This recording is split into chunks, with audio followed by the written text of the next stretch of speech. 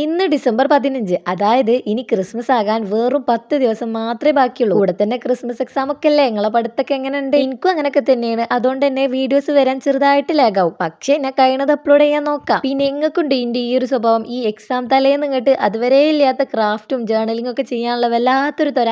അത് എല്ലാ എക്സാമിനും എനിക്ക് മസ്റ്റാണ്. പക്ഷെ അപ്പത് ചെയ്തിരുന്നാല് പരീക്ഷാളിന് അന്തം വിടുന്നുള്ളത് കൊണ്ടും എക്സാം സ്റ്റാർട്ട് ചെയ്യുന്നതിന്റെ മുമ്പ് തന്നെ കുറച്ചധികം വീഡിയോസ് റെക്കോർഡ് ചെയ്ത് അതൊക്കെ ഇനി ഓരോന്നോരോന്നായിട്ട് വോയിസ് റെക്കോർഡ് ചെയ്ത് എഡിറ്റ് ചെയ്ത് ഇട്ടാൽ മതിയല്ലോ. കുറെ നേരമായില്ലേ എക്സാമിനെ പറ്റി ഇങ്ങ പറയുന്നത്. ഇതുവരെയായിട്ടും എന്താ ഉണ്ടാക്കണെന്ന് പറഞ്ഞില്ലേ. അതായത് ഈ എക്സാം ഒക്കെ കഴിഞ്ഞിട്ട് ഒരു സംഭവം വരാൻ പോകണ്ടല്ലോ, ഈ new year friend, Christmas friend, അങ്ങനത്തെ അതിനൊക്കെ കൊടുക്കാൻ പറ്റിയ ഒരു ക്യൂട്ട് ആൻഡ് സിമ്പിൾ ആയിട്ടുള്ള ഒരു ക്രിസ്മസ് കാർഡ് ഐഡിയ. അത് പറയാനും വേണ്ടി അപ്പൊ ഇത്രയും വലിച്ചു നീട്ടി കൊണ്ടുവന്നത്. പിന്നെ എന്റെ ക്രിസ്മസ് അപ്പൂപ്പന് എന്തൊക്കെയോ എവിടൊക്കെ ഒരു കളർ മാറ്റല്ലേ ഉണ്ടല്ലോ. കാരണം ഈ ഒരു വീഡിയോ ഞാൻ എടുക്കണ ഉമ്മാന്റെ വീട്ടിൽ നിന്നാണ്. അപ്പൊ അങ്ങോട്ട് കുറച്ച് കളേഴ്സ് കൊണ്ടുപോകാൻ മിസ്സായി പോയി. അതായത് ഈ ബ്രൗൺ അങ്ങനത്തെ കുറച്ച് കളേഴ്സ്, അതൊക്കെ ഓറഞ്ച് കളർ വെച്ച് അഡ്ജസ്റ്റ് ചെയ്ത് മനസ്സിലാവണമെന്നില്ലല്ലോ.